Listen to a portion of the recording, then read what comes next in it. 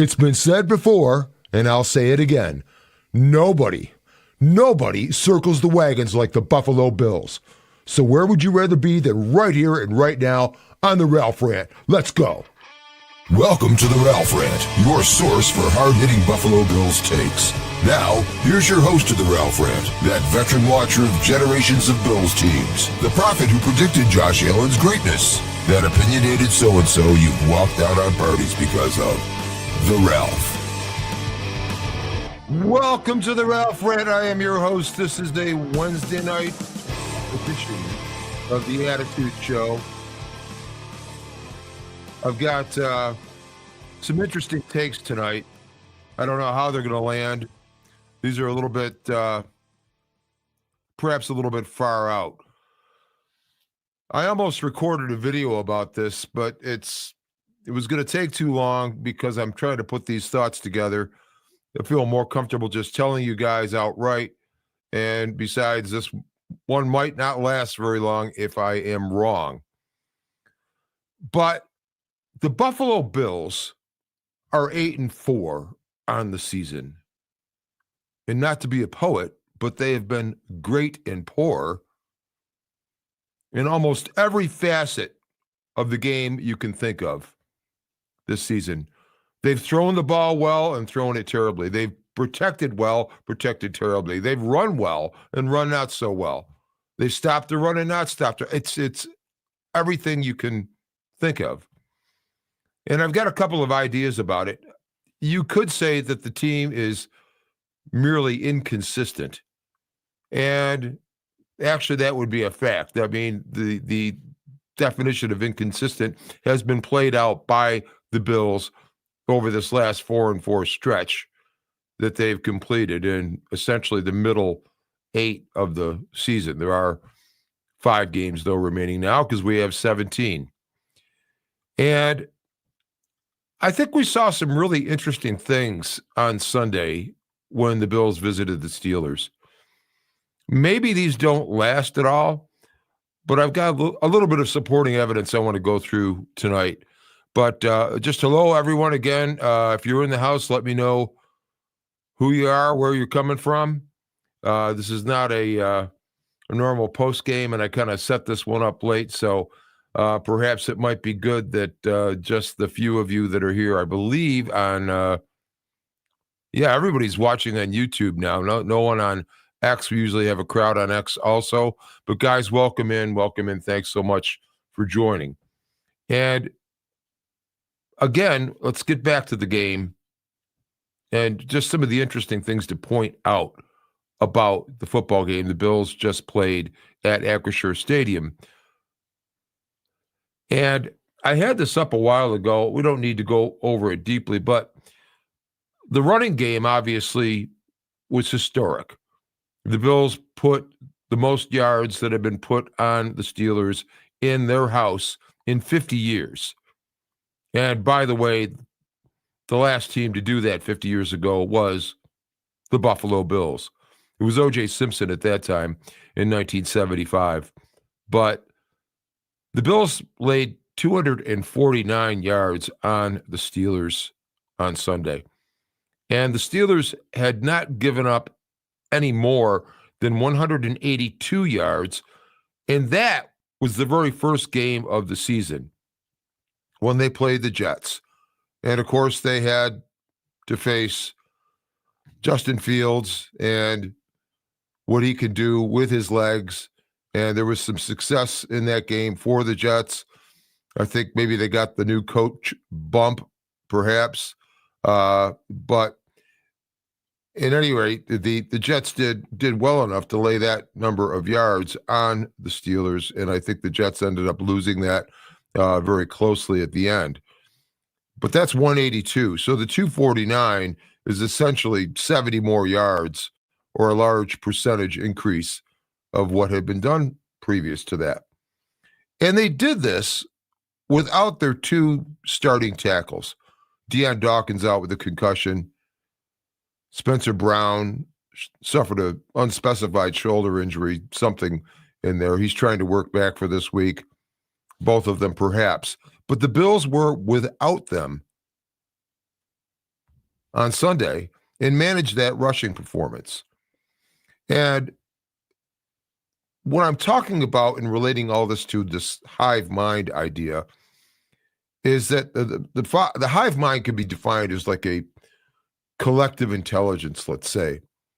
It obviously comes from the insect world with hive of bees, or it also can apply to a flock of birds that seems to all move as a unit one way or the other. We've all seen cool videos of that. And of course, it can affect large crowds. There could be a hive mind in a crowd of humans at a concert or at a football game. Sort of a collective intelligence takes over. But I believe this can happen with football teams, and especially when you talk about a team like the Bills that is very close. We know these guys hang out a lot. They all show up at Josh's place to do this or that. They party together. They laugh together. They play together. And they cry together, I'm sure, too, when things are difficult for them. But I think there's more to this hive mind thing, and I need to sort of stick with my outline here. This is why I had such a hard time trying to get this recorded. But without the Bills starting tackles and getting that rushing yardage on the Steelers, that sounds kind of backwards in a sense, especially based on what the Steelers bring in terms of the defensive ends and how the Steelers have protected against the rush through most of the season. So the fact that the Bills were able to lay that on them without the tackles, obviously we know why. We can look at the tape. Receivers blocked very, very well. Backs blocked well. I mean, we hear examples of all the receivers throwing great blocks downfield, and almost as if there was this extra effort to help the Hive because a part of it was injured and done almost without explicit instruction. Obviously, everyone knew that they would have to take up for the loss of Deion Dawkins and Spencer Brown in the game, but I just think there was something more to it than that. And then the fact that they were able to even focus enough and unify enough that we actually, well, I'll just show it to you rather than explain it to you, but this is what went on videotape after that football game. I mean, I've never seen a team run the same play as much as they ran it tonight and have as much success as they had. I mean, I'm out of words for it. I'm out of words for it. Running one play. Actually, what this sounds like to me is, and I'm probably jumping ahead in how I'm doing this with my agenda, but that almost sounds like the Lombardi sweep territory and how Vince Lombardi had that game. And if you remember football from back then, Lombardi ran the sweep play and perfected it. Everyone on their assignment, they ran it over and over again.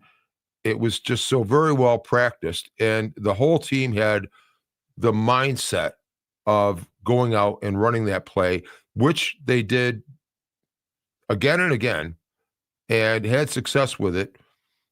And of course, won 3 world championships in a row, the one before the first 2 Super Bowls and then the 2 Super Bowls.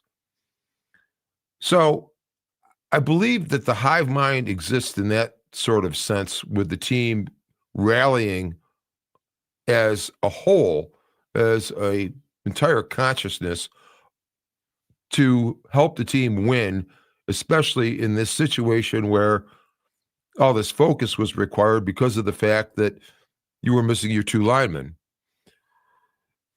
But, and let's get to I'm going to get to your comments as we go through here. N89003, and I left out the lower O. You know, what YouTube has done with these handles is ridiculous. It wasn't just one play. It's building off the play that works best against an opponent. And that's very true. And I think that's going to take me to actually sort of the next point. And this is also remarkable and sort of fits into this hive mind idea. last week, Joe Brady, we were ready to crucify him. And, still don't know on that situation. He never added to his blocking surface and the protections of Josh Allen versus the Texans. And then admitted after the game that, well, that's maybe something I should have done. Well, a little bit late, Joe, and people were kind of upset at that. But people were ready to crucify him, essentially. We got Josh beat up badly. And we'll talk a little bit more about Josh in that game in a bit here, because I'm so disjointed in how I'm probably presenting this. But I'm going to stay with your comments. And that's Nate in the house. Nate, thanks for your comment. And the next one here, Brady actually called a good game for once. Well, indeed. And the point I have here for Brady is that he had fewer options this week. He had fewer passing options, perhaps, based on the protections that were available to be deployed. But then there's also the fact that, the passing could have been less because of the windy weather. And as the game went along, of course, it really wasn't necessary. The whole idea was to be able to win this comfortably and kill off the clock, which the Bills did the whole game, essentially 42 minutes. But it was very interesting to me that Joe Brady was forced to simplify, forced to alter what may have been his normal plan without having his two offensive tackles available to him.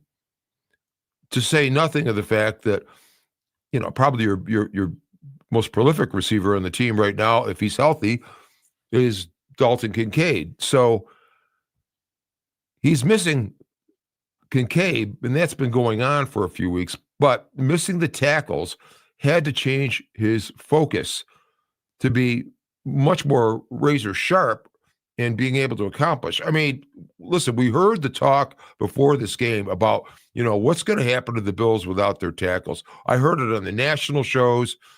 It was everywhere. I mean, you're hearing it right now about the Chiefs, right? Who are down both of their tackles. So media is going to make something of the fact that you're starting tackles in this NFL, that your starting tackles are not playing, then that's something. And yet Brady puts together a game plan that turned out to be great. Of course, the Bills got a slow start in this game. Didn't help by the turnovers. And we'll talk about that a little bit more as we go on, because I've got a feeling how this hive mind actually works.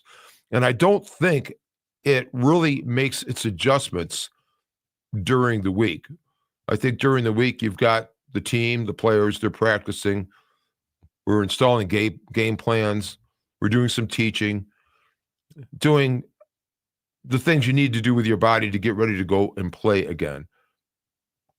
And if Fume Drummer shows up tonight, he'll know what I'm talking about. It's similar to playing in a band where when you rehearse, you're going through the technicalities of things and getting things, where you can actually go out in public and run them.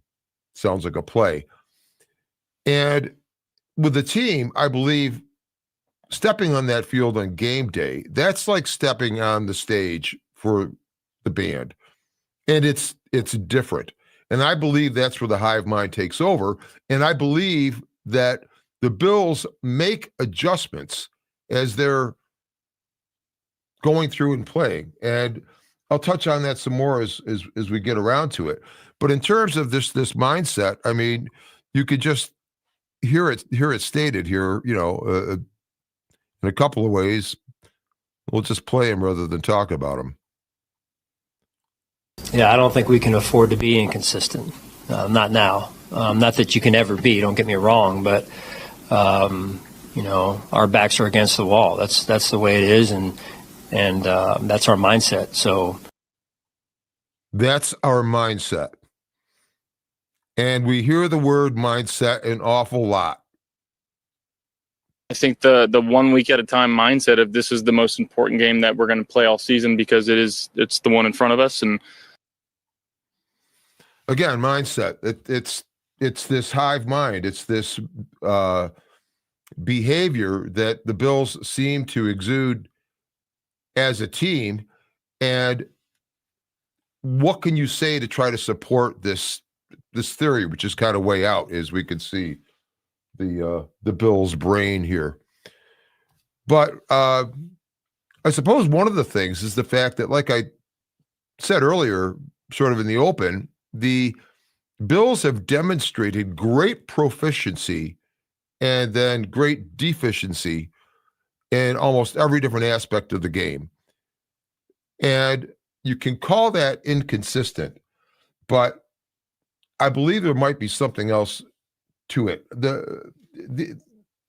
How should I start this? I guess the best way to say it, and if you haven't read it, go read it, go get it. It's a great, great book. Collision Low Crossers by Nick Dawidoff. And that's his last name is Davidoff. Dawidoff, though, is the pronunciation.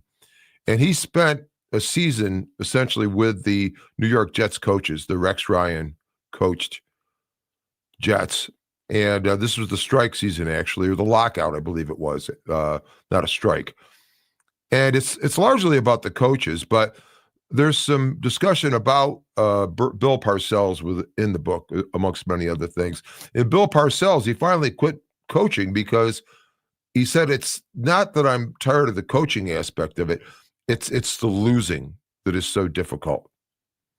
And what is really stated hard in the book, which all coaches really understand, is that losing is the overriding emotion in the NFL. There are so few games compared to some other sports, and there are only single game elimination tournaments where there's not a chance to come back.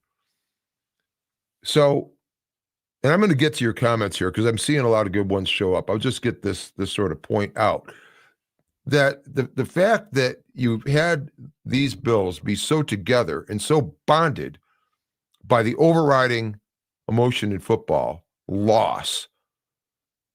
And yes, they've won divisions and had great records, but they've lost to the Chiefs and then the Bengals once, and Houston early on, getting eliminated from the playoffs and proceeding further. And of course, to the Chiefs a couple of times with the opportunity to go to the Super Bowl and their place. And I think the pain of that, and you have to understand how that's such an important aspect of it. The pain of loss is what creates this feeling on the team. It's the pervasive emotion, I think, that is giving reaction to all the other emotions that occur on the team, and that's of loss. And we'll just listen to this. I wish I could tell you that it was for someone else. It's for me. I love this game. I love competing. I love winning. I love, and it's going to sound really weird, I love feeling like I feel today after a loss. I love feeling hurt. It gets me going. It really does. I'm got the chills thinking about it, man, because Josh Allen, and that was the jersey retirement at Wyoming, and that was the day after the Bills lost to the Houston Texans, and Josh got the shit beat out of him. And he loves that feeling. See, this is what I'm trying to get across. The existence of this hive mind, the fact that the team is close enough and has the right sort of leadership and the kind of desire you hear from Josh Allen on that clip that allows them to be great, and they have been great. And people are wondering, well, why the inconsistency this season? And I've got a couple of points on that. Number one, I think this is a long season. The 17 games, it seems like more than one extra than what the season used to be for some reason. It just, the season seems long when you're looking at the number of games left at this time of year, for example. And it's tough to keep up the kind of emotion early on. And, the Bills had a couple of rough games, even in that 4-0 stretch. And that it's probably difficult to maintain that. But I think the hive mind grows and develops throughout the season. And, McDermott talks about the mindset. Allen talks about the mindset. You've got this dominant emotion of loss, and losses shape teams more than wins. That's for certain. And he goes on to say he loves the suffering. And that's where I think this team is learning, as a hive behavior, where it's learning through adversity, absorbing pain, and adjusting as a whole. And with these wild swings in the way the team has played, so well in one facet and not so well, as we've repeated now earlier in the show, it just seems to me that it kind of reminds me, if you've watched Jurassic Park, and early on, they're at the raptor cage, and they're talking with the game warden and talking about, well, they had to cage them because they were going around and checking the fences. And the guy says, whoever, the archaeologist or whatever, says, well, aren't the fences electrified? And the game warden goes, yes, but they were checking different spots at each point, trying to find the weakness. I believe that the Bills have tested themselves based on, and I'm talking about this hive mind, based on the fact that the team has suffered these losses and suffered this pain, creates a power for it to be able to react to that. And because the team's hive mind doesn't want to get caught in this horrifying end of season where it's not in the Super Bowl or not holding the Vince Lombardi trophy, it's testing the fences. The team is it's looking, the losses give you data. The wins give you validation, I believe. And this business of testing the fences, it's almost as if, well, I'll explain it this way. I used to be in aviation in my earlier career. It was actually aircraft seat manufacture. And in testing aircraft seats, it's like the car sled thing you see and so forth, dynamic seating, supposed to absorb energy, so forth and so on. But when you test these things, you're not testing for success. It's not what you're after. What you're testing for is determine the failure mode. And I think these Bills have been exploring this season in these games, and they all haven't been losses because they've played excellent in certain ways, but I think you have to just learn how to do it for this particular team, this particular season. But this hive mind has been testing the failure modes of this team. And I know this sounds crazy, but I do believe that there is something to this. And when you determine these failure modes and go through enough of them to determine, okay, well, if we do this well and not this, or how about a combination of this and that? No one's thinking this. The coaches aren't saying it. The players aren't saying it. It's like this hive mind that is so together when it's on the field, it's sort of testing these things. And you could say, well, that sounds like crap. Why don't they just play great all the time? Well, there's each team has its own game. And I think that's where the Bills are trying to arrive. And I mean, what else do I have here? I mean, the fact that I believe it just comes down to the team being able to assert itself in different ways based on situations, and it's been learning about itself for some time. In fact, today in McDermott's press time, the Wednesday presser, he was asked, reference this recent game, what did you learn about yourself, or what did you learn about your team? And I mean, the learn about yourself business is, I mean, it's and that's why it seems kind of obvious to me. But I'm going to stop babbling and answer some of your questions because I think we have some great ones here. Brady actually called a good game for once. We got that in from Nate. Absolutely. Sports psychology studies this phenomenon. Keith, thank you very much. Yes, it's. I think there's something to it. And I think it's extra. Maybe I'll just say extraordinary in football because of the impact of the losses. The impact of the losses is so huge. In the other major sports, they all play bushels of games, right? And football, on the other hand, is there's such a finality, even to like the first couple of weeks if your team is losing, right? So I think the hive mind thing does really take effect, and especially on a team that is if you're going to say anything you want a truth about the Bills, they are a very close team. If you want to mention other faults, for sure, but they're a very close team. Guys, how do you think this Slay plays this Sunday? All right, what haven't I heard about? I don't know who you're talking about with Slay. I hope it's not the guy that just got released.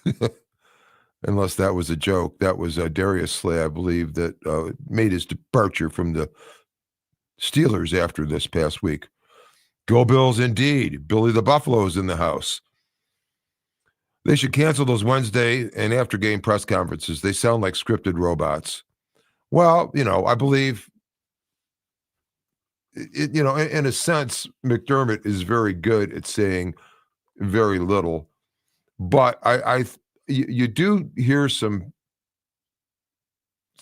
top level insights from him and how he feels about the team. So I don't think they're quite that bad, actually. Hello from Newton Falls, New York. Let's go Buffalo. Bills 31, Bengals 28. Jason Bush. Hello, sir. Thank you for being in the house. It's going to be interesting. I'm going to be at the game, actually. And so this will be fascinating again. Now, we know Joey Bosa is going to be down. We hear week to week. The first week you hear week to week means he's not going to be up. And if you want to look at a bright side, maybe he gets himself really together for the playoffs, gets the wrist right, which has been a problem for a few weeks. But we have the same situation going on as we had without the tackles. And yet we ran the ball effectively on a team that was pretty damn good against the rush last Sunday. Now we don't have a defensive end. Our best edge rusher, Joey Bosa, who actually got the Bills going with his play last week. And I don't know. We'll see. But I am anticipating something of the same effect, where you're going to have somebody that steps up, but it's not just that person stepping up, just like it wasn't just Ryan Vandermark and Alec Anderson stepping up. It was the whole team around it, like in this sort of unspoken hive sort of thing. I mean, they're certainly not hearing from the coaches, all right, now you're going to have to do better because we don't have these guys. They're professionals. They know these guys aren't in the field. Everybody knows what that means. But something obviously clicked with the team last week. And then you did hear McDermott talk earlier in that clip about backs against the wall. And it's almost as if maybe it's something that they recall about the last time around. You remember the last time they played Tampa Bay, they lost, and then they lost to Philadelphia. And of course, the Bills beat Tampa this time, but lost to Houston. And then the Bills went on to win 6 in a row on the way out. The Bills are 27-1 in December or something, some crazy number like that, if I heard it correctly. And that just again tells me that this hive mind is sort of coalescing as we get further into the end of the season. It's reacting more with backs against the wall. the Bills found out different things in some of these the losses. I mean, could you protect against the run but see your pass defense suffer? Well, in the last couple of games, the passing wasn't that much. The defense was great. In fact, in the second half against Houston, but the run stopping got better because there was more commitment to it. I think there's been a fear in the secondary, but now the secondary seems sort of okay without some of that extra support you might get from run stopping. And boy, you need Shaq Thompson on the field as much as you can get him. Paul Chandler's in the house. Do you guys think we can win the East? And I think we have to win out one loss and we might be done. I don't know if it's 9-8 is going to be tough to get in at. 10-7 is a decent probability. 11-6, I think you can be very comfortably sure you're getting in. And 11-6 would require the Bills to go 4-2 on the way out. And they've already gone 1-0. So now they would need to go 3-2 on the way out. And, what are those games that we can anticipate? Well, the Jets in the very last game at the Ralph, especially if the Bills are going to take a wild card path on the road, the Jets should be a win.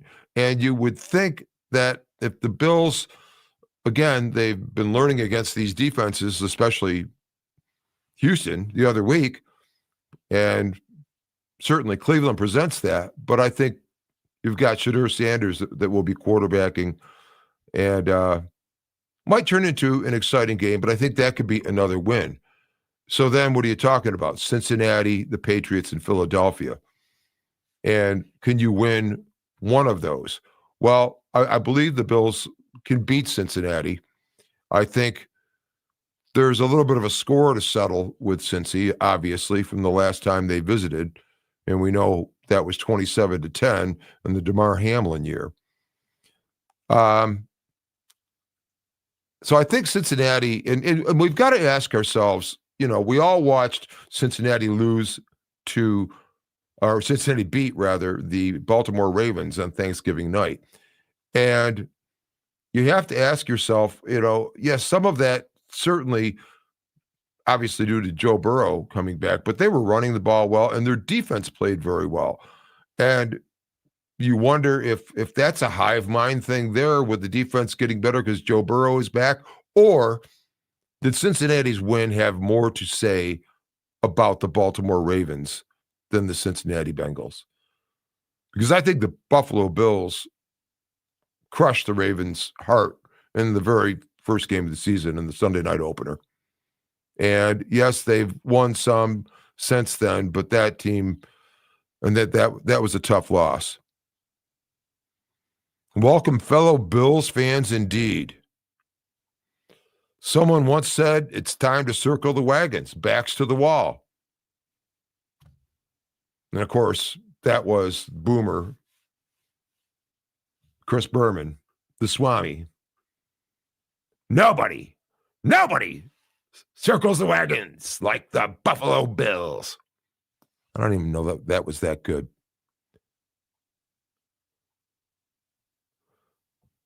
Tim Russert, absolutely, R.I.P. Wonder what Tim is thinking of these Bills. Paul Chandler again. Also, I don't think the Chiefs make the tournament, and the Texans only beat us by 3, so I am really starting to like our chances. Plus the fact we're going to have the most experienced team of the 7. Those are great points. And the one interesting thing is that, McDermott's teams, I mean, especially early on, seem to get some blowout losses. We remember the big loss to Allen's first game versus the Ravens, 47-3. And then there was a similar score, 48-something, when the Saints beat the Bills. And this, of course, was early on. I think that had to be, again, the same year, 2017. And of course, 2018 is that opener with the Ravens where the Bills lost. But The big loss this year was to the freaking Dolphins, the Dolphins of all things. And to me, again, that was just this team testing, maybe finding out what happens if we play at this level. It doesn't always have to be this positive thing of what this hive mind is determining. But yes, in terms of the Chiefs, and it's the same thing if you want to apply it to the Chiefs. I mean, and I asked Arthur Moats this when I had him on the show, but it was about if you have a team that's won a number of Super Bowls, established something of a dynasty such as the Chiefs had, then is there anything that happens to the desire, maybe on a hive mind sort of basis, when you're going to try to win one again? Does it seem that much harder, or is there this thought of we've been there, or maybe it's even the thought of, well, we've played an extra game above all these other teams for years. That's meaningful. I mean, that's definitely meaningful. So, but the Chiefs, it doesn't look good because again, for them, they've got bad tiebreaker situations, and they're also 2 games behind the Bills to where they essentially need to win out. And that would mean going 11-6, but that could be difficult. They've got to go play this Houston team this weekend, I believe. And Houston, I'm sure, has a score to settle with the Chiefs. Donald, I like your hive mind theory. Losing lights a fire to bounce back, and great players like Josh Allen. Josh is a warrior. Go Bills. Yes, Josh is a warrior. Just got to listen to that again. This game, you got to be a little sick to love this game because it can take a lot from you, but it can give you a whole lot too. Oh, we didn't get the whole thing. My why? I wish I There could we tell go. you that it was for someone else. It's for me. I love this game. I love competing. I love winning. I love, and this is going to sound really weird, I love feeling like I feel today after a loss. I love feeling hurt. It gets me going. It really does. I'm got the chills thinking about it, man, because I love this game. You got to be a little sick to love this game because it can take a lot from you, but it can give you a whole lot too. And there you go. And he, if it's a hive mind, he's, well, I won't call him a queen bee, but definitely the king bee in terms of that emotion. But I think this team really is a team in the sense that this hive mind, and now we're at the point of the season where, okay, the lessons are sort of done. The team has almost put itself in, it's not quite the spot of being Secretariat at the back of the pack, but you guys have heard me make the Secretariat comparison where Secretariat, the Triple Crown winner, 1973, I believe it was, who ran the Belmont Stakes faster than any horse ever has. He liked to be behind in most of his races. He liked to come from behind. And, the Bills have been, at least they've won the division 5 years in a row. And, as far as can they get, I think they can beat the Patriots. They only lost by the Patriots, to the Patriots by 3 points. And it was the night when they were wearing those daffy-ass jerseys where I couldn't tell what number a player was. And I'm sure it was difficult for Josh at times. The rivalry uniforms, my feelings on those. But again, that was just a 3-point loss, just a 4-point loss, or whatever it was here in Houston. The only big loss, again, has been the Dolphins. And by a number of points, by double digits. Other than that, they've been closer games. And I believe the Bills have tested their fences. They want to experience. I read this book about World War II that's pretty good. It's called In Harm's Way, and this admiral who's in it is talking about it's a novel, but it's talking about the different kinds of fear that he experienced. One being in a trench when there was being shelled, another one, with an air raid, another one being in an aircraft with flak around it, different kinds of fear, and tasting those like a connoisseur to try to determine which feels like this and which is like that. I'm certain the same thing happens with the Bills. If the Hive Mind situation is correct, the Bills have gone through and tried to determine what their failure modes are. I talked about the aviation seat testing. You run it down a sled, high speed. It's supposed to absorb energy, but not break, but it can deform. So something broke. Why did it break? This is why you run the test in order to break it, to see what the failure mode is. When do you hit the brick wall? And I believe the Bills, in a sense, have done that. And not just the losses, even some of the wins. I mean, we had a situation where we had 2 wins early on, Saints and the Dolphins, both on the benefit of roughing the kicker penalties, if you recall. Now, certainly the Bills might have managed to succeed without those penalties, but again, they've tested all these different failure modes. They've been great at everything and shitty at everything in the process, in different combinations. And have they arrived at something of their identity? I mean, they certainly were able to run well the other day, and it's December.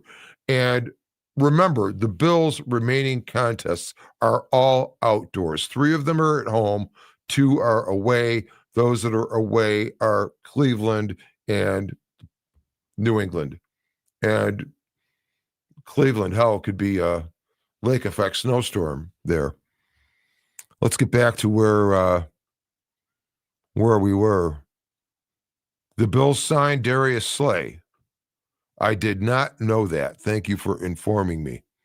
Well, he just came from Pittsburgh, and we don't know what we saw there, but apparently I don't know how strong he was in that game, but I'm just wondering, we weren't really down a corner unless there's something going on with Max Hairston. So it sounds more like the Bills are just getting another experienced body in there. And of course, you never know. I mean, Rasul Douglas was a good example, who came here and actually improved a bit, especially that first year under McDermott. So that's very interesting. Thanks for the news. If the Patriots lose 2 of their, this is 190 SWQXZ. Sounds like a ham radio thing. I hate this, guys. And it might be people that I actually know that we've talked, but I don't know with these new handles. If the Patriots lose 2 of their last 4 and the Bills win out, we could take the division and possibly the number 1 seed. It's not over yet. And that is very true. It certainly isn't over yet. And I think the Bills like the place they're in now. They were able to go out and demonstrate. And like I said, they changed during the game. I don't think it's a thing that switches during the week. They got out there and it's almost like, all right, let's just it's almost like a placebo. Let's repeat this, giving up turnovers in the first part of the game on the road. I want to test that out and see if we can get past that. We think we know how to get past it. Let's do it. It's almost like that. I mean, Josh didn't need to throw that ball there. And then for goodness sake, Cook has the ball come out of his arm. James Cook has the ball come out because his knee hit it when he was moving outside. Of all things, right? So it's almost like the Bills were testing this business. Okay, we have gotten to the failure mode of being on the road and having turnovers be part of that problem, because they have been in most of these games. And they set that up in the first half. And then it's like the Hive Mind just clicked to, okay, we understand. We've experienced that. Now we're going to get past it. And they did. And Now coming back home, going for the 9th win against Cincinnati, what will be a playoff atmosphere. And certainly the Bills have a score to settle with Cincinnati. And we'll see if we have the defense, especially the defensive line, where, it's been tough earlier on because of just the loss of Ed Oliver and Michael Hoyt. Let's remember what this defensive line might look like with them available now. And quite frankly, especially Hoyt. I think Hoyt would be making a bigger difference now than Ed Oliver. And speaking of that there might be a possibility of, McDermott didn't dismiss it, that Morgan Fox will get a jersey this Sunday. And I'm also interested to see how much more Josh can work with Brandon Cooks. I think there's something good going on there. But yes, very true. And, could the Patriots lose 2 of their last 4? See, and I don't have their schedule in front of me, but you got to remember, guys, that the Patriots are playing a last place schedule, right? We're getting the Philadelphia Eagles. They got the New York Giants. Because if your one plays 1, 2, 2, 3 through 4 when you're rotating through those divisions. The Bills every season will play, of course, their 3 division opponents twice. So that's 6 games. And then they add another 8 games to get up to 14 by each playing through another division within the AFC. In this case, the AFC East is playing the AFC North. And then you'll also play a division in the NFC. And this season, of course, it's NFC South versus the AFC East. So each of the 4 teams will play each of the 4. But then I forget exactly what the other stipulations are, but this is why the Bills have played the Chiefs, because interspersed between interdivision matchups that are scheduled normally, they've both been first place in the division. So they're playing a first place schedule. And the Patriots are not playing a first place schedule. They played the Giants the other night. And so that's part of why they're winning so much. But they've got some challenges coming up. Believe it, I don't have, but the Bills will. The game against the Bills will definitely be meaningful. Most, and that's 2 weeks from now. Or actually, no, it's next week after the Bengals, I believe. What's up with Bosa? I didn't know he was out. He's got a hamstring. And it was called week to week, and McDermott was directly questioned, going, well, week to week could mean 2 weeks or 5 weeks. And he said, yes, we're hoping it's closer to the 2 week situation. So, yeah, that's unfortunate. And cut Ingram. Well, yeah. If that's what they did, did they cut him altogether? Or they put him on the practice squad? You can verify that, but okay. Yeah, Bosa strained his hamstring indeed. That's Schlegel 65, 67. Bosa. Okay, I remember he left the game. Right. Exactly. I don't think the bum gals can run on us. Who is their running back? Chase Brown. And Chase Brown had a good game against the Ravens, but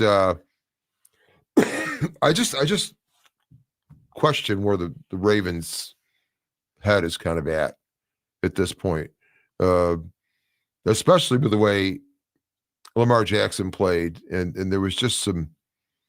It just seemed like he was really, really missing something, and so it's hard to say. The other thing is that the Bengals defense, because of Lamar in part, did look good and has looked good for a couple of games, but you've got to wonder how they're going to stand up to this running game of the Bills.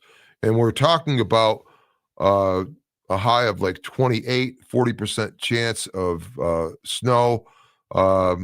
I don't think there's any mention of considerable winds. I'm sure there'll be some breeze for sure, especially when snow showers come through. Again, I'm going to be at the game, heading to Western New York, going to hook up with a lifelong friend of mine who's been a season ticket holder, and this is his last year of having the tickets because he's decided not to do the PSL in the new stadium. He doesn't live in town, so it's harder to do that. So, but we will be seated about the 20-yard line up in those red seats, but not under the heaters, right in the second row. And watching the game from there, this ought to be interesting, though, to see how the Bills will do running the ball against that Bengals defense that at times has not been great. And how much would it take to actually perhaps get them out of their game and out of their mind? Because, frankly, the Bills, the way they ran the ball against the Steelers, and again, as I said earlier, the Steelers, their next highest rushing total given up all season was game 1 versus the Jets, where they gave up 182 yards. This was 249, and they've given up less than 100 at times. And again, if you weren't there, I mean, I've never seen a team run the same play as much as they ran it tonight and have as much success as they had. I'm out of words for it. That sounds like somebody talking about the Lombardi sweep. But again, that's the point we made earlier about Brady, that he had fewer options available to him, or you could say he was handicapped by the lack of having his 2 starting tackles. And now he's getting all these flowers for this game plan where he got crushed when he had those tackles versus Houston. Of course, maybe he had wished he hadn't had Deion Dawkins for that last false start. And again, guys, how close, as bad as it was, how close were they to winning that game? Gabe's foot is out by a couple of inches or so on the one sideline catch that would have put them down around the 1. And then Will Anderson just gets his hand on Josh Allen's pass that goes over him, that had Khalil Shakir caught that ball, there's a good chance he scores. He's getting the first down, but there's a good chance that he scores. And then they, I'm sure, had something good planned until Deion Dawkins, he got off balance. He had that big ass key to the city in his pocket. But Deion, yeah, I was mad at Deion for that. But otherwise, the Bills might score there. And, we're talking completely differently. But, who knows? Maybe it was the testing the failure mode of playing at Houston, which, of course, has a tough history for the Bills. They've not won there since the early 2000s, like 2003, I believe. So you have to ask yourself, is that the Hive Mind sort of finding that failure mode against the Texans, and then now hopefully being equipped to handle it? But aside from that, the end of the season is just shaping up to be something really, really cool. But I don't think they'll be able to run. We'll see. The worry is that Burrow, starts getting these timing things going well with Jamar Chase, and T. Higgins looks like he probably is going to go in this game. He was out. He was on the practice field today, so he's probably going to have both of them. And we've got Benford, might have to rely on Max Hairston a lot. In fact, Max having a lot fewer pitches than Trey White, I think, was interesting last week from the standpoint that on one hand, you could think, well, if the Bills are up and Pittsburgh's going to try to pass, as they did in that last drive a lot, well, you might want to have Max Hairston out there. But he was coming off the concussion. So maybe you take it a little easy because you know that this week it's going to be Jamar Chase. Or if it's Benford on Jamar Chase and then T. Higgins on that side. And I'm sure we'll see some of Trey White, who's been playing well, but this would be a game where, like, versus Waddle, who Max didn't do too well against, or versus Worthy, which he did do quite well against. Might be a good game to see how he can do against Higgins and or Jamar Chase. I heard the running backs for Pittsburgh were making fun of Damar Hamlin with his celebration. That's probably why we stumped them out. We own the rushing record in Three Rivers in their current building. Well, listen, there are energies in the NFL, and these things cross seasons, they cross decades, they go across teams, and some of them are, smaller. That got nasty there early on, and especially early on when Patrick Queen took that shot at Josh after he had slid in. And there was no flag on it. And, Bills were pissed. Josh was pissed, certainly. And then, of course, it gets, going a little bit more where the very next play, then Patrick Queen, who hit Josh, gets knocked out of the game with a hip injury. And then later on, I found it really, really amusing that Josh Allen got pissed at Cam Hayward, apparently kneed Hayward in the stomach, and later admitted, I had to do it to get you off of me, speaking to Cam Hayward. So Hayward got pissed at that, and he was arguing with Dawson Knox, and he shoved Dawson Knox, and Dawson Knox, in going backwards, stepped on the foot of TJ Watt, which is why Watt was on the sideline hobbling around after that. His own teammate his own teammate pushed Dawson Knox backwards, and Knox stepped on his foot because Watt was right behind him. Go watch the film. So, yeah, the score settled there. Keep going here, Jason Bush. Shaq should get started even when Benford is healthy.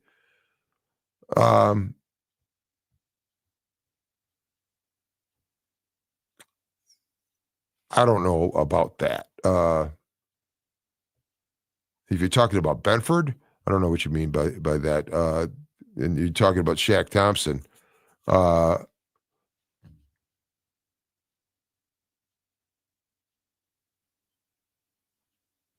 get back to the comments here. I didn't get that one. Our only saving grace is the Bengals defense has always been butt cheeks. Oh, they were, especially earlier this year. Some of it was like pretty embarrassing. But I think we missed a couple of comments here. That's what happened. Yeah, because I see some of the I didn't think we were all out of them. Let me get back to where we were. Yeah, we got their Bosa comments there. Here it was. Shaq should get the start even when Benford is healthy. If you're talking about Shaq Thompson, you must be talking about one of the linebackers, not Christian Benford. During the Steelers game, the cameras caught McDermott pretty fired up on the sideline and fired up during post-game speech. Maybe your rants got to him, Ralph. Well, we can only hope, because I've been working on him with those attitude videos that we did over the bye after the loss to the Patriots. So it was, and it needs to happen. And he might be part of that hive mind too, I guess. But the Bills, they're stating their backs are against the wall, which were Sean McDermott's words today. Let's hear those. Yeah, I don't think we can afford to be inconsistent.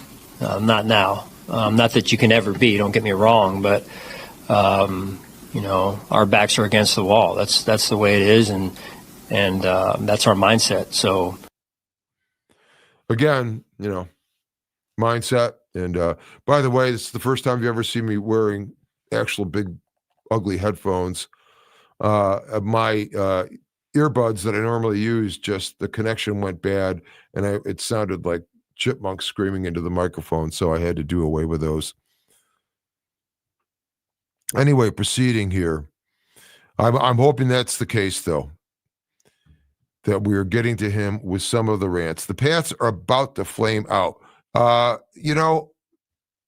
We'll see. Teams can hit a wall. I think they've played some pretty easy contests, the last place schedule. So that's going to affect, several of their games, and which is about the differential between the teams. I don't know if the Pats were playing the Bills schedule and vice versa. Anybody want to go through that list and see what you think? Go Pats. Oh, okay. Well, at least they showed up. At least we got a Pats fan here. Oh, and Paul Chandler responded. Oh, nice. I really think Brady had something up his sleeve come has something up his sleeve come tournament time.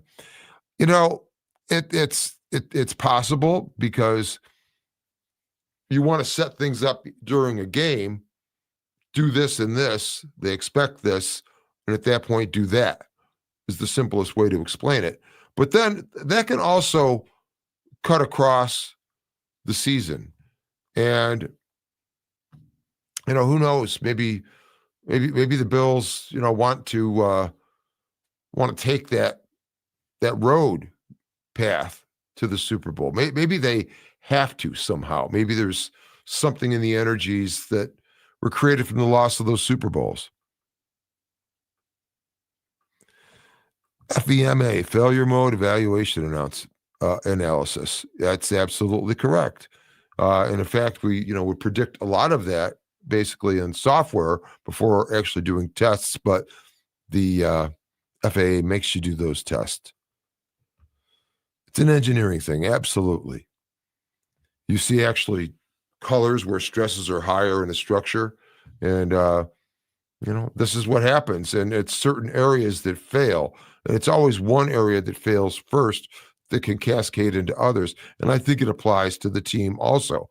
If you could do a finite element analysis, FEA is how I've heard it described, where you are basically computer simulating adding force to something. What would that look like with the Bills? And they change the parameters as the season goes through to try to get all these failure modes figured out. So we're ready in the latter part of the season, in the playoffs, where losing is not an option. We're going to find out Sunday. We'll find out Sunday. We might lose to the Browns because McDumbass likes to act like rookies and second-year quarterbacks or Joe Montana, and he doesn't try to confuse them or blitz them, but he's okay with getting Josh hit. Well, that sounds like some pain still from the Houston loss, but can't argue with it. And then their O-line is trash. We better get 8 sacks on Burrow. Well, who's going to step up? This will be interesting. And it's not just an individual, but it's the whole team sort of filling this void. If this works, anything like losing 2 tackles last Sunday and yet having the result of the rushing record in Pittsburgh. And now you're home. You need to get a pass rush. Your best pass rusher is down. I mean, it's almost like sort of the same need just reflected to the other side of the ball for the Bills. And what are they going to do? Who's going to step up? Now, I'm really interested to see. If we play Houston again, I think we get the dub. Well, there's also that thing of it's hard to beat a team twice, and especially with the Bills having beaten the Chiefs in the regular season every year, and then it fails in the playoffs. Well, maybe that won't be a case this season. It's starting to look more and more like Black Cloud. Bengals have always given the Bills fits. Burrow has our defense's number down. Well, that's to an extent that's true. I mean, he was killing them in before DeMar got hurt and went down with the cardiac, and then came back and beat them in the playoffs. Now the Bills have had some good games against him or in the past, but yeah, that's one of those things though where I think the Bills know this and they've been through it, and we'll just have to see. And it might be that. I'm not saying it won't. I'm hoping it's not, but if I think this hive mind has started to arrive at all its testing and needs to win now in order to actually get to the goal, this would be the time. So we'll see how the Bills at home fare against Joe Burrow and the Bengals. But I think Buffalo running the ball is going to be a big deal in this game. And I think even from the time of possession could be important. Anyway, Patriots have been fortunate for sure. Easy schedule and teams they play being injured. Yeah, exactly. And that's luck of the draw at times. But again, you can get a sense of being how good you are and then get smacked. Unless it's you're self-analyzing. But that team has had some good situational stuff with the last place schedule and some of the teams that they've played, and then getting some momentum based off on stacking the wins and how the schedule just falls. But we'll see. There are 17 games, and as Boomer used to say, that's why they play the games.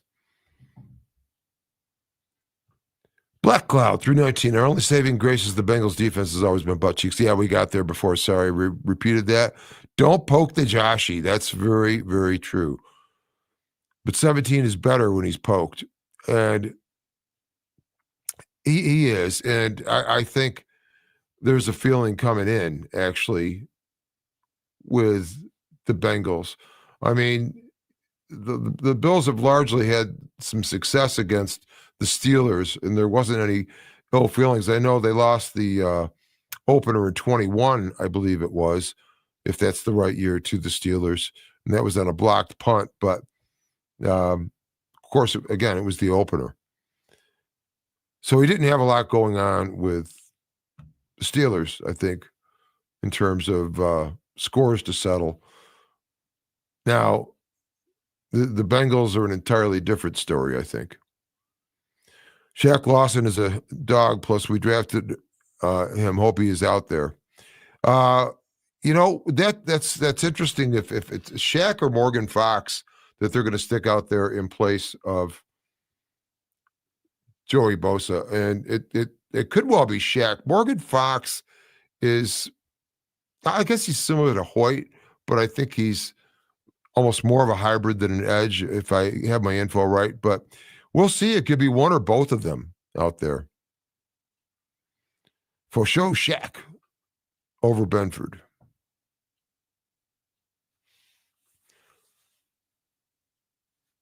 Thompson over Benford. Christian Benford is a cornerback. Shaq Thompson's a linebacker. So I'm not sure what we actually mean by that.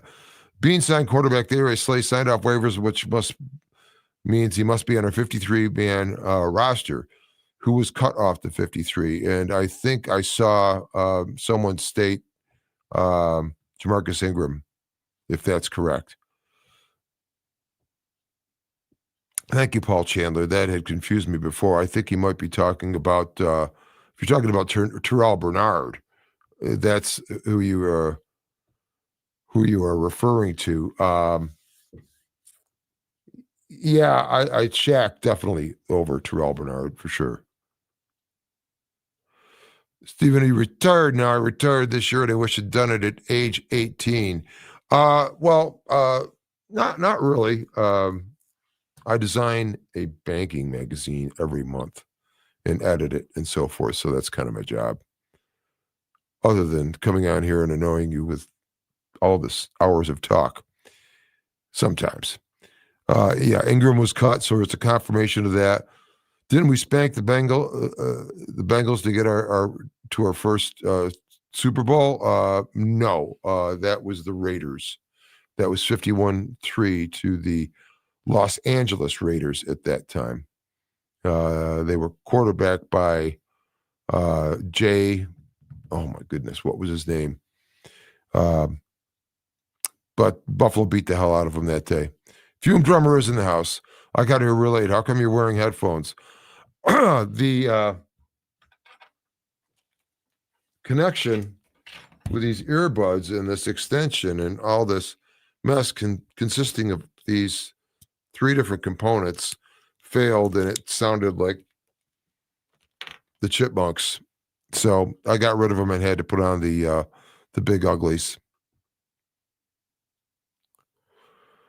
You got to get some pics of the new stadium. Yeah, for sure. And if you want to see it, go to the YouTube site, Bills Stadium Live. It's the guy at the Gorilla Garage.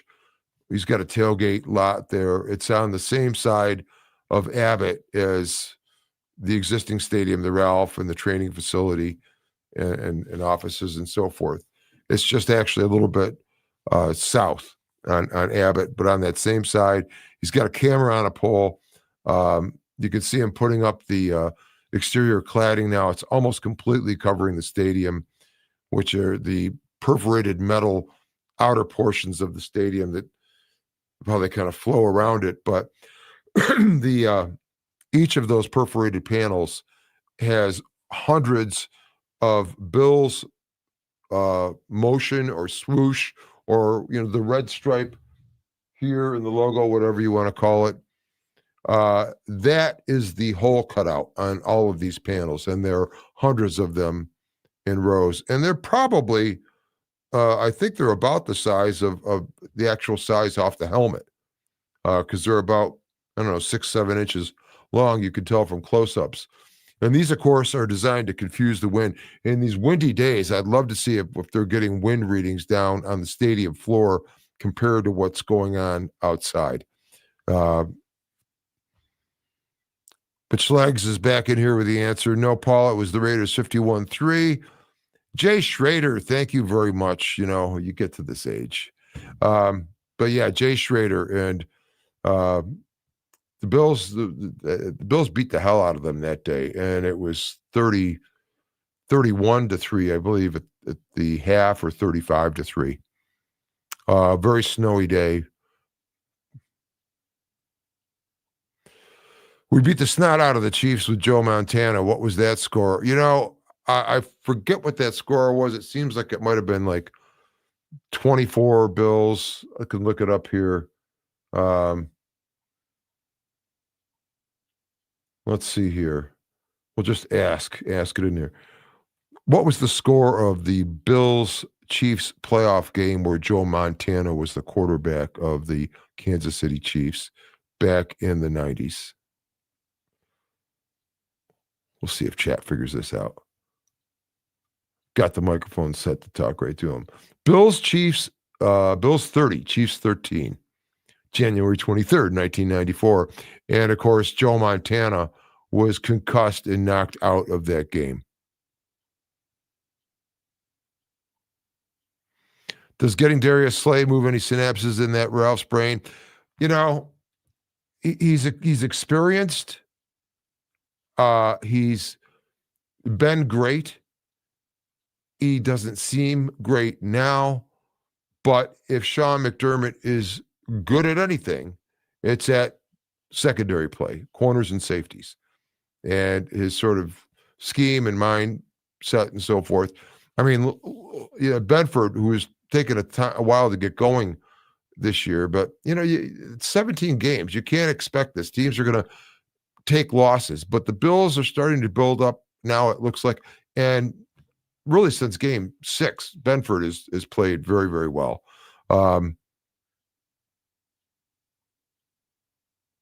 But definitely, I like the Cooks and the Slay signings just because they have Super Bowl winning experience. That is absolutely correct. Absolutely correct. And, I just think, and especially Cooks, I think it's going to be a help to Josh. I think it's like just, Josh is like the lead singer, and you just brought in a new guitar player. Ooh, this could be cool. You Michiganders are always welcome. Thank you very much. Thank you very much indeed. I'm in the middle of the woods here, somewhere in southeast Michigan, about 2/3 of the way from Detroit to Flint. There's that on the Sonnies again. Sorry, I skipped that before. Bruce Smith almost ripped Montana's head off. Yes, he concussed him, and that the Bills won that going away. And then I believe then they went and lost by the very same score to the Cowboys in the Super Bowl. Ouch. Billy the Buffalo here with a bunch of Buffalo. I don't want to get too far ahead of ourselves. I have to know your take on this topic. Say the Bills get bounced from the playoffs. Does Bean and McDermott get fired? Terry has no backbone, it seems. I don't know. It's probably not extremely likely, but I think it would come down to the feeling that Pegula would actually have if this were to happen.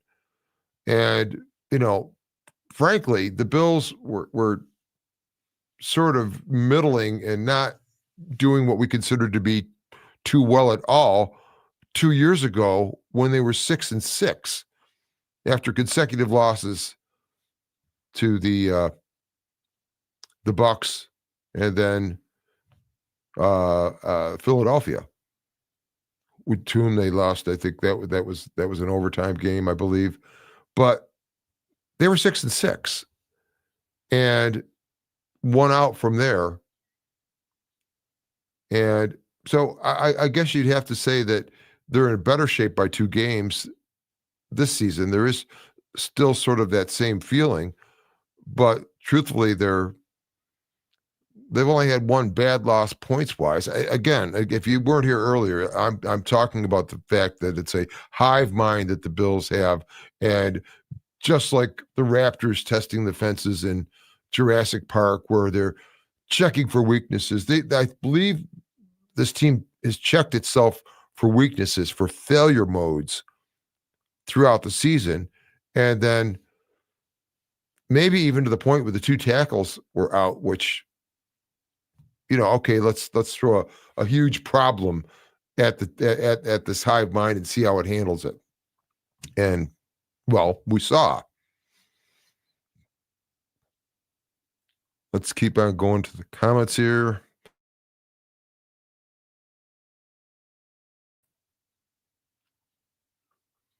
Terry should have canned everyone after the 13-second debacle. Yeah. And yeah, that's, there's a point to be made for that. Horrifying. And we'll never know. It's like the Kennedy assassination. There'll be theories, but we'll never know. Yeah, there's some trolls here. I think I saw another one from them, but that's okay. It's for me, it comes down to insanity. The definition of insanity is doing the same thing over and over and expecting different results. That's what you get with McDermott. He can only take us so far.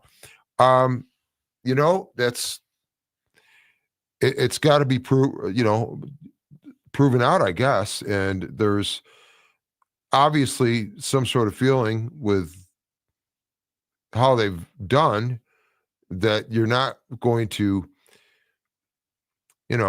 can them for not making it to the Super Bowl after X number of winning seasons in a row. There's the whole Howie Roseman, syndrome, if you want to call it, where the GM of the Philadelphia Eagles, and Howie Roseman was terrible for years, but then finally ended up with a couple of teams, the 2017 team and the 2018 Super Bowl, beating the Patriots with the Philly special, with a backup quarterback, and then, of course, being in the game last couple of years and now having beat the Chiefs such as they did. And he was terrible for a long time. Apropos to his handle. Fire them. If Wilson was around, they would move different. Well, if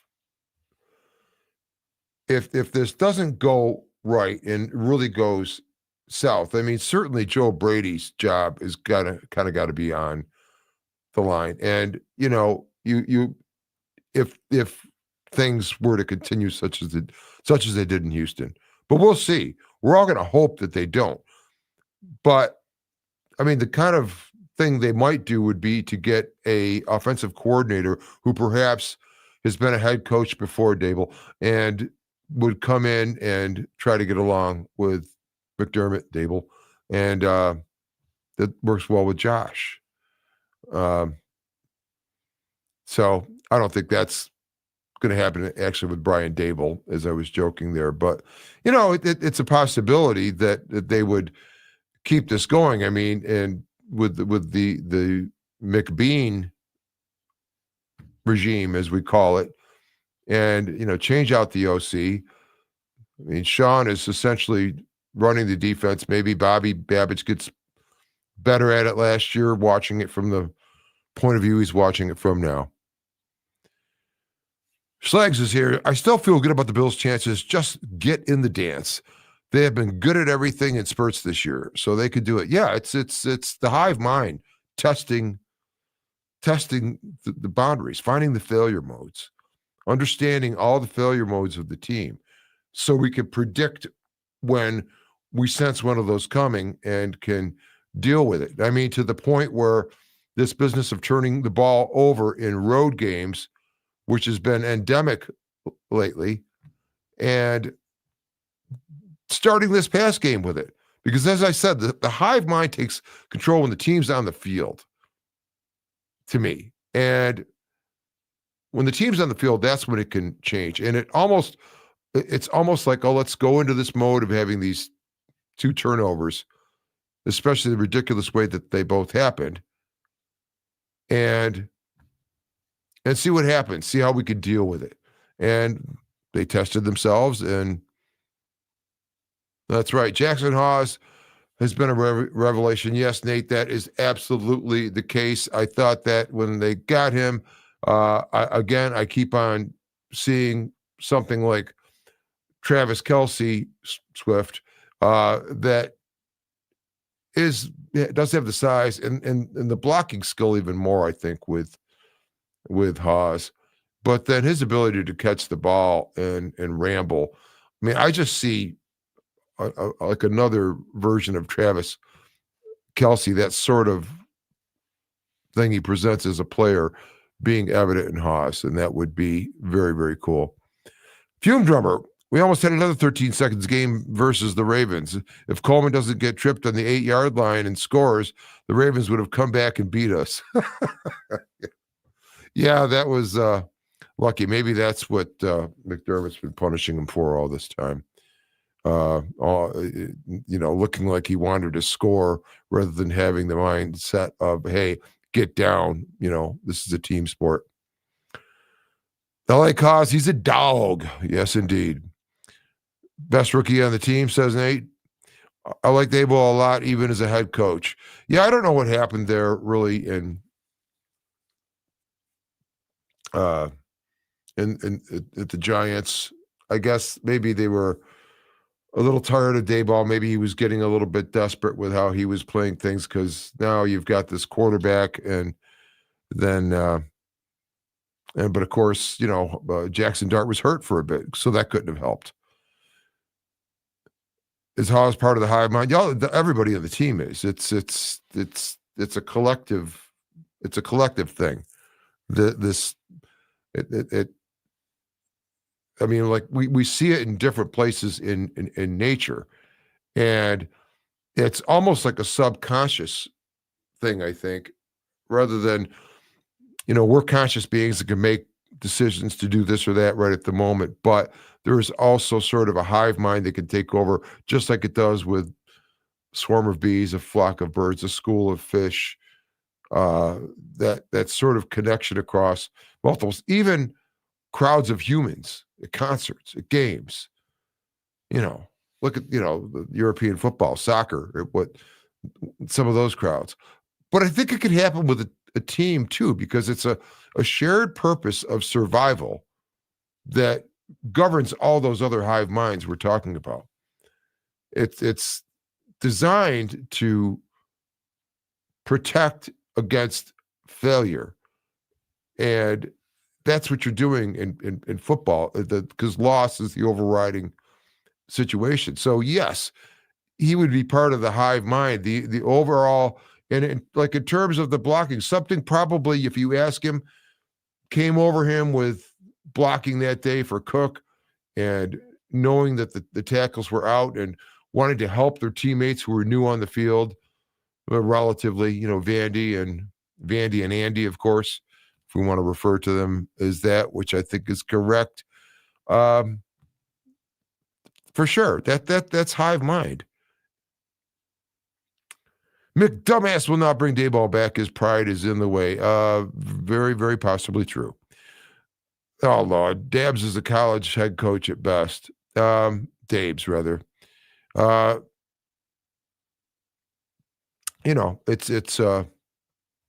It's possible. You could say that. It's always a different situation when you're dealing with a coach that's got what is or is becoming a great quarterback.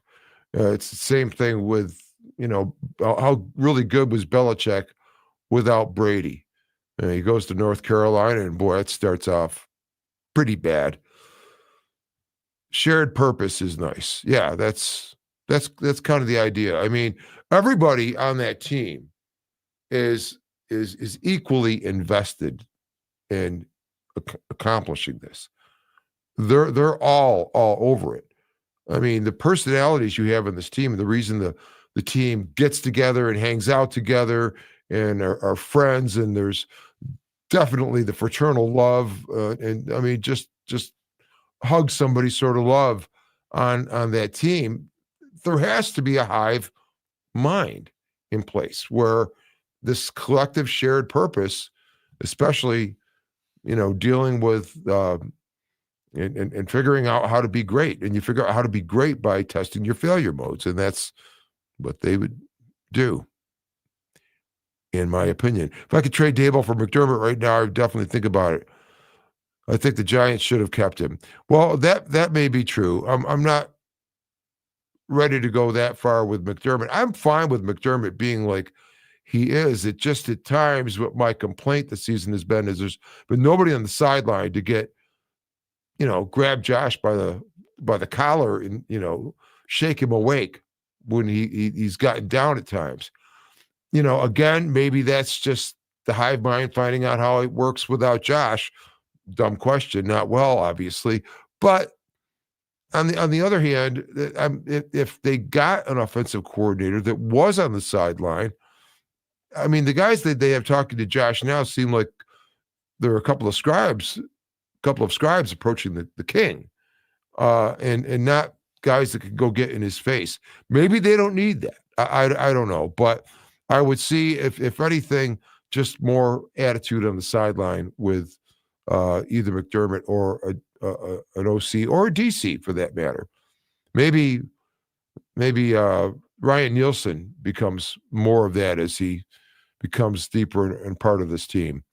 Cromer, maybe. We never see shots of Cromer on the sideline, so I don't know. Brady went to Tampa and won a Super Bowl, and Belichick got with a minor and left the NFL. Now he's coaching UNC. Yeah, that's pretty embarrassing. When you're doing teleradio with streaming WGR, how are you syncing that audio with a network video?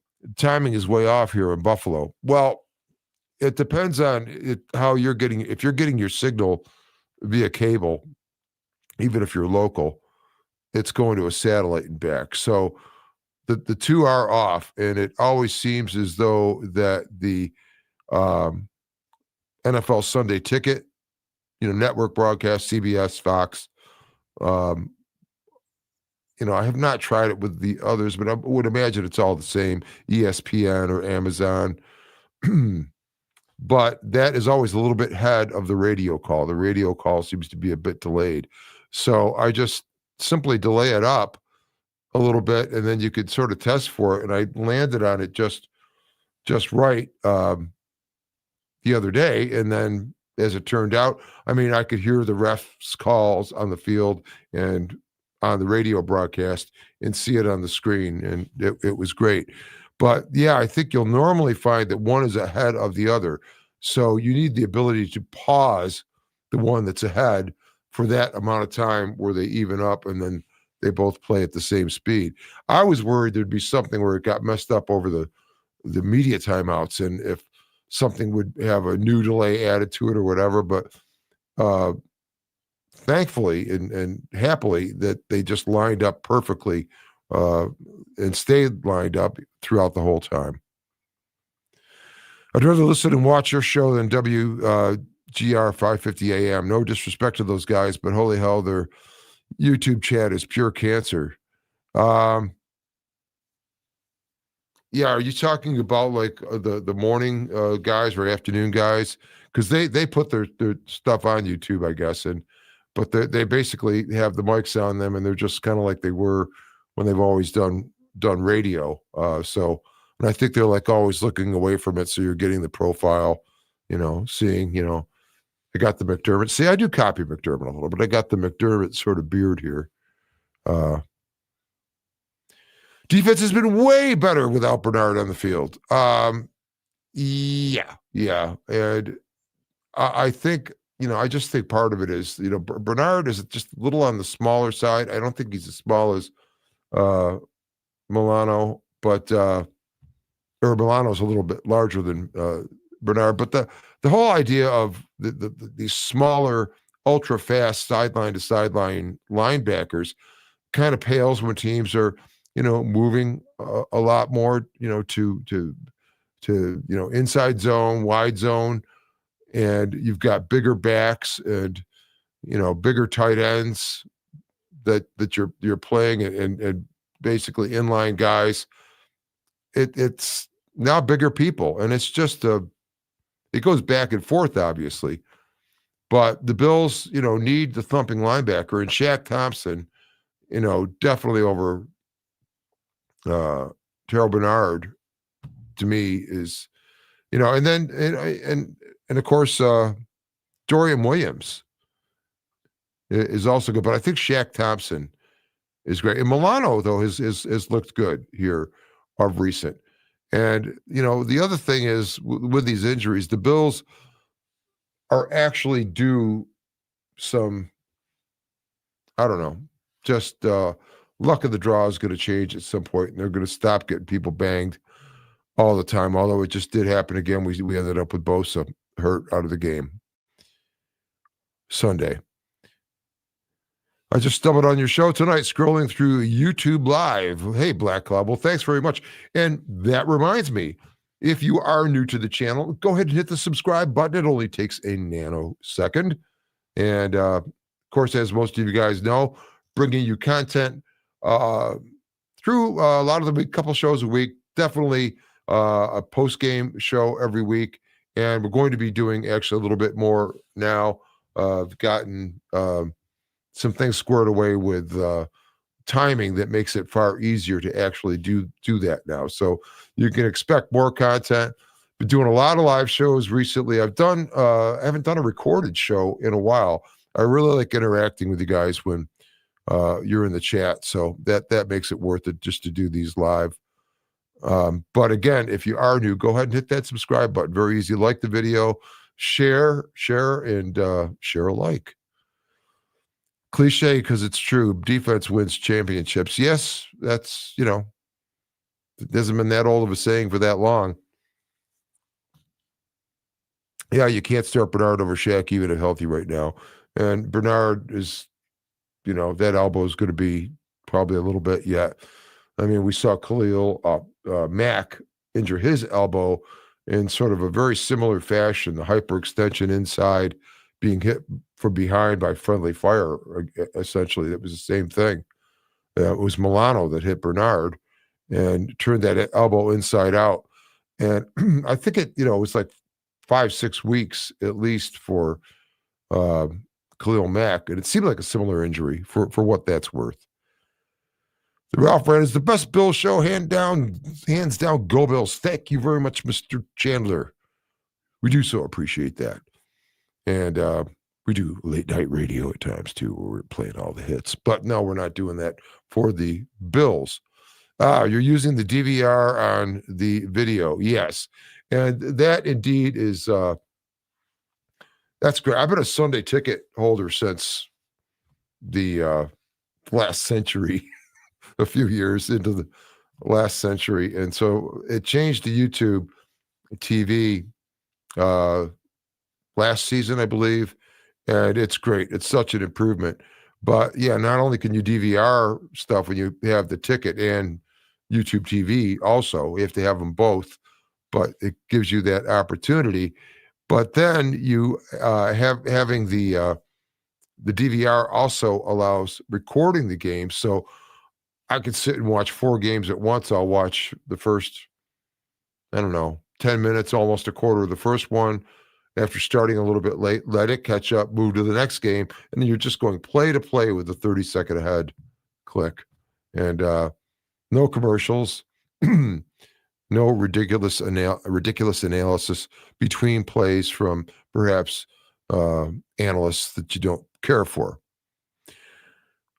D. Will should see the field way, way more. Well,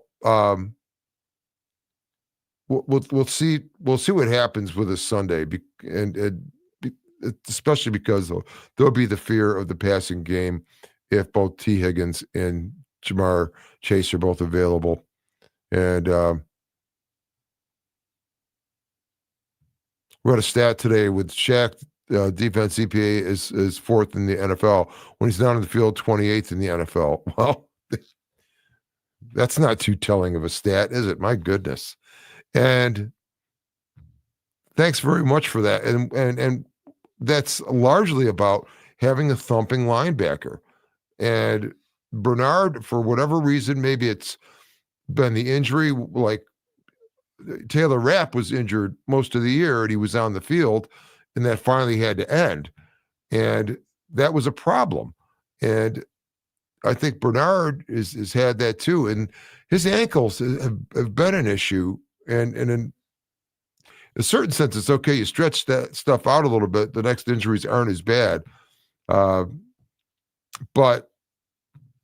truthfully, I mean, you're more apt to get injured, but most certainly. And plus, Shaq Thompson, I mean, McDermott loves him.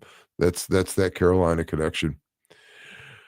Are you going to buy any of the Bills stadium seats or anything when they auction stuff off? I'm not sure. I heard they're just starting to get going with that, and it might be interesting. Of course, it might be a cool idea for a Christmas gift for someone.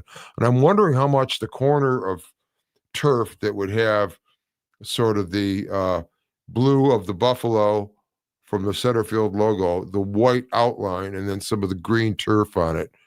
That would be somewhere from around the perimeter of the center field logo, what those are actually going for. But I'll have to see about that. Can we get some smooth jazz horn to take us out? Now, Nate must know that I'm a sax player also, I guess. But it's put away right now, and like mixing church and state or other things like that, mixing music and Bill's podcast. I might have to do though one. I'll and definitely in the off season. We're getting busier now, but we could definitely do with that, and I have a lot of fun doing that. I used to do that a lot before I got into doing this. But you probably saw the video. If you go out and check my channel, there's a video where I take on the personality of all these different podcasters. It's kind of crazy. I thought it was so long at that time, at like 11 minutes and change. And then I've like done 30-minute and now hour and 42. Maybe a little bit of snow on Sunday's game. Been watching the weather. Might be a run-heavy game for the first half. Tough to say what Mother Nature will do on Sunday. Well, we could actually check it out here. Let me get to the right thing and get the latest forecast because I had it earlier, but here we go. And then we're going to go to Orchard Park. And what are we looking at? So just coming into it, Saturday, snow showers likely mainly after 1 p.m., mostly cloudy with a high near 35, which is not that cold. Southwest wind 7 to 9 miles per hour. Chance of precipitation 60%. That's snow showers likely on Saturday. Saturday night, also snow showers likely. And then on Sunday, and the percentage is 60% on both of those days, both 5 to 7 miles an hour. Sunday, the wind's the same. West wind 5 to 7, a chance of snow showers. Mostly cloudy with a high near 31. West wind 5 to 7, as I said, chance of precipitation is 40%. And if you look at your map, that's a lot of that is because when the wind is more from the southwest, that lines up with the lake a little bit more and can hit the stadium. But with any kind of a breeze like that, there will be a chance of snow showers, and it just depends on where those snow bands want to go, whether they start north or drop south like they do sometimes. But we'll probably see a couple of squalls come through, I would think. And then Sunday night, a chance of snow showers, mostly cloudy, low around 9. So it's going to be getting close. Now, the high Sunday is actually now up to 31. I had seen 28 at one point. So we'll have to see what the weather does. I will be there. Definitely, if you're at the well, we got a boo there on the horn business. Well, we'll have to do that sometime before the end of the season, but got to keep the horn warm. Yes, it's actually right across the other side of the broadcast desk here. Bengals will play their best game against us and lose. JP, yes, good to see you in the house. And yes, I agree with that. I'm worried we have no pass rush on defense. We don't blitz enough. And boy, that'll make the game exciting. Anyway, yeah, the pass rush especially. We'll see if, again, like this Hive Mind business I've talked about the entire time, has the same effect where we were down both starting offensive tackles and had a historic running game against the Steelers, who had previously given up the most of 182 yards in the first game of the season versus the Jets and gave up 249 to the Bills. And of course, when they played the Jets the first game of the season, some of that can be attributable to Justin Fields and his ability to run. But since then, I mean, pardon me, the Bills have had a couple of games. They've had a 245 also in a 224-yard rushing game. But the Steelers had only allowed 182 there, and they had games where they had allowed less than 100 yards. So the notion of how the Bills did this without their starting offensive tackles in a record-setting pace, and we heard how it was being talked about ahead of time, that tells me that maybe something on the defensive side can happen also with this pass rush, because they do need to get some pressure on Macaulay Culkin, who, you know, that's him. He just grew up and started taking the name Joe Burrow. This is the best Bills content on the interweb. Kudos, Ralph. Thank you very much, sir. I appreciate that. How long did you say you've been a season ticket holder for? Well, it's a Sunday ticket holder for. Will you secure your seat for the new stadium? No, I was talking about the Sunday ticket, which is now on YouTube TV. I do not reside in Western New York and haven't for a very long time. So I've never been a season ticket holder. I would probably have gone ahead and made the investment in a couple of PSLs were I local, because the new stadium is fabulous. It's going to be the loudest stadium in the league. You guys know. I mean, it's the underside of that canopy is all ridged metal. I mean, it's really designed. It's like a musical instrument, essentially. We're talking about horns, and it will be the loudest stadium in the league because Bills Mafia is already the loudest crowd.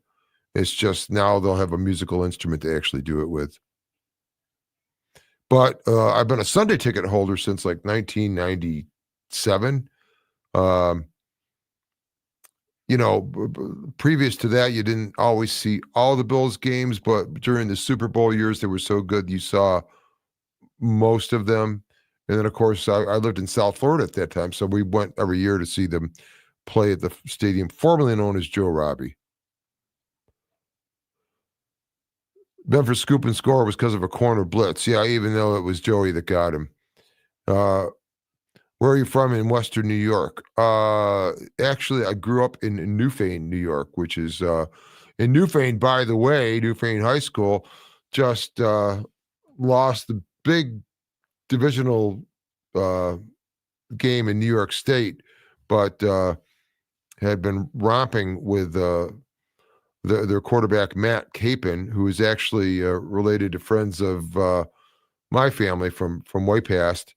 And but they did really well this season. Played a game at the Ralph. That's a first for Newfane. Not too far from Lake Ontario, which is where we'll be headed and staying this weekend when going for the Bengals visiting the Bills on Sunday. I never bought the Sunday ticket. I got some really nice pictures of the new stadium. You can park pretty much next to it and get really close. We actually are parked right next to it because we'll be in Lot 2 right across Abbott Road from the stadium. And Lot 2 is right in front of that southwest sort of face of the Ralph. And so we'll be very close. And I'm going to be doing something live. So it's going to be from an iPhone, that sort of thing. But I'm going to do some live walking around that day, some of the tailgating stuff, taking a look at the stadium, just talking with some Bills fans, maybe talking with some Bengals fans. Just going to have a blast because I can.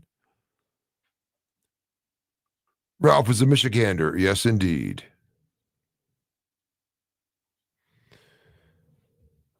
It's on the other side of the lake.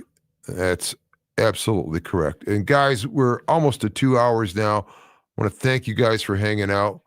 We actually have gathered 20 on YouTube and 7 now on X. Guys, thanks for watching. If indeed you are new to the channel, and I know a lot of you aren't, but a few perhaps are, please go ahead and hit that subscribe button. It really helps the channel. We're past 1,000 subs now. I've been doing a lot of live stuff, which doesn't gather your subs very quickly, but when new guys do show up at the channel, it's great if you will subscribe, like the video, and definitely leave the comments because we do a lot of the content based on the comments, of course. So, and let's see. Cook's got one catch and didn't get injured. That's a great possibility. Saying bye there. You got to jump through a table and say hi to Pinto Ron. Yeah, we're going to get around, and I need to find a table to jump through. And then finally, awesome show. I subbed and hit the like button. Thank you very, very kindly, Black Cloud. Have a blessed night, you too. Go Bills from Paul Chandler. And indeed, as I always say, thanks very much. Be good. Do good. God bless. And go Bills. I am the Ralph, and this is the Ralph Rant. Out.